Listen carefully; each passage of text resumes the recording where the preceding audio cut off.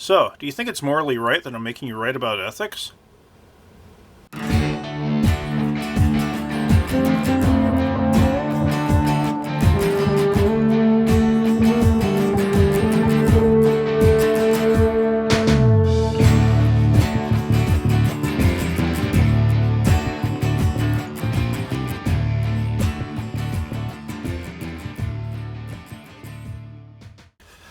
For essay number 3, we're going to go a little bit more in depth. We're going to do a slightly longer paper. We're going to raise the stakes just a little. Essay number 3 is the ethical argument essay. Now, if you're not familiar with the field of ethics, don't fear, because I have already posted a video that goes over some of the basics of the field and why it's important for us to study. But let's talk about how you make an ethical argument.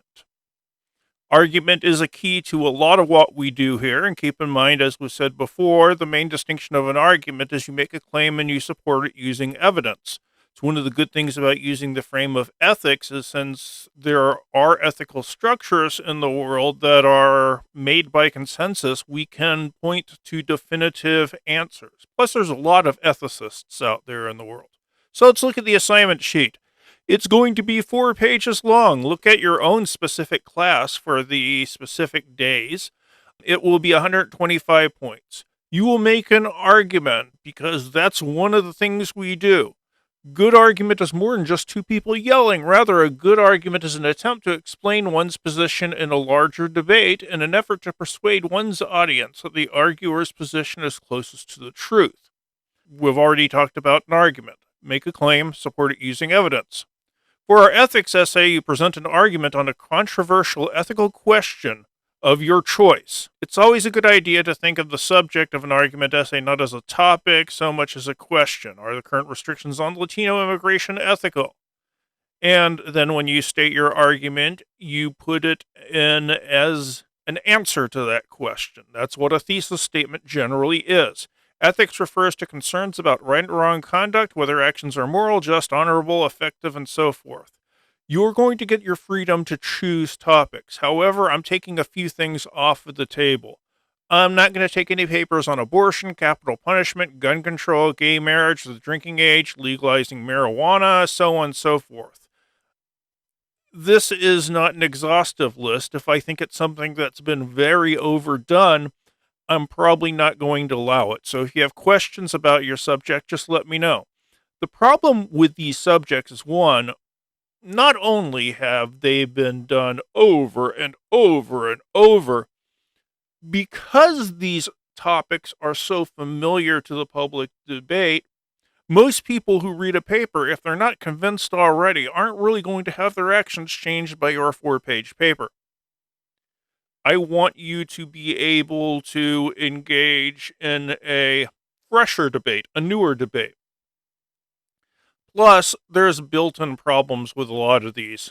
I mean, let's face it, most of the people who have ever written a legalizing marijuana paper for my classes just basically boil it down to, you know what, I'd really like to do drugs. Sorry, not going to do it.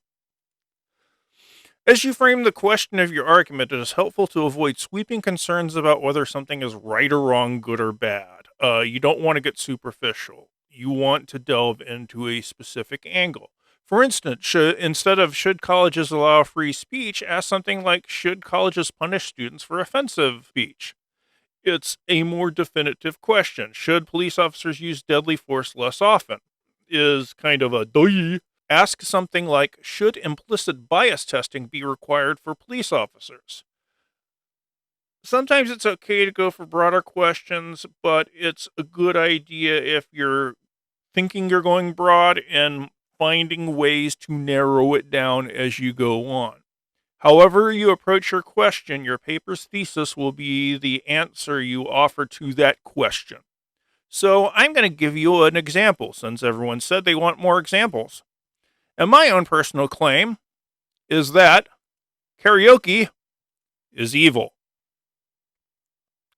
Not just from the point of view of having to listen to people butcher bad songs.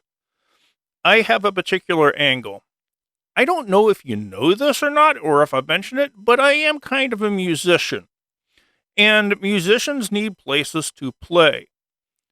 First thing you need to know about musicians is that most of us really want to play music and would really like to play it to someone. We don't make a lot of money doing it, but we'd really like to be able to share what we create with other people. It's the main drive. Trust us. If we wanted to make a lot of money, we would have got an MBA or something like that. It would be easier. For us to get our music across, people have to come to see us. Because, let's face it, unless you're on a major label, and then it's even questionable. Well, let me talk about my own experiences. I'm never going to be on the radio. It just ain't going to happen. I'm never going to be on TV. And while there might be a song about wanting to be on the cover of the Rolling Stone, that's never going to be me. In order for me to succeed, I have to have people come into the bar, listen to me, and enjoy it. The problem is people tend not to want to do that. I recall one time with one of my old bands, I was sitting not too far from the door before we were getting ready to play, and I saw a group of people come in. And when they were told that they would have to pay a whole $5 to come in and listen to 4 bands play all original music, they decided that they weren't going to do it. Because $5 whole, let's just go across the street and do karaoke. This hurt me more deeply than you can possibly imagine. Now, on a level like I am, it's just a struggle to get people to come into the bar to listen. I don't have enough money to professionalize it any farther. But if I did professionalize my business model any farther, there's a slight problem because every person who'd be brought in to help me would end up taking some money from it. It would be a larger and larger chunk that goes to other people and a smaller chunk for me. And for the average artist in this chart, yeah, they get 45% of the income, but that's before any expenses. I mean, hell, even if you sign a record label, you end up having to pay for your own recording session and your own videos. And this is compounded by the fact that nobody buys music anymore. You people don't buy music. Instead, you stream it. What's the problem with streaming music? Well, the rate of money that these businesses pay out in order to make minimum monthly wage through Spotify, my stuff would have to get streamed 336,842 times. If I relied on YouTube, that's over 2 million. Napster, strangely enough, is the best one out of all of these. They're actually giving me almost 2 cents per stream. What happens if people who try to make music can't make any money from it? It's kind of hard to keep doing the music. And at this point, if my child came up to me and said, I want to be a musician, would I let them? I would have to, at the very least, very much inform my daughter that it's going to be a hard road. At this point, the question is, why do the bars favor karaoke? Well, they just have to buy this, and then they're set, and everything is pure profit from that point onward. They don't have to keep paying musicians every week. So, my conclusion is that karaoke is evil.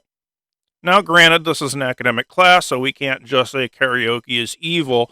We have to dress it up in academic language. The actions of bar owners who pivot away from live music and towards karaoke nights are ethically questionable because doing so prioritizes financial considerations over the established venue/artist relationship and obligations, while also being eventually counterproductive because they are removing the motivation for the artists to make the music in the first place. Yeah, this is driven a lot by my own personal hate, but there's not a real problem bringing yourself into the argument. as long as you have the information to back it up. If this was me just going off on a rant, karaoke sucks, I don't get any money, blah, blah, blah.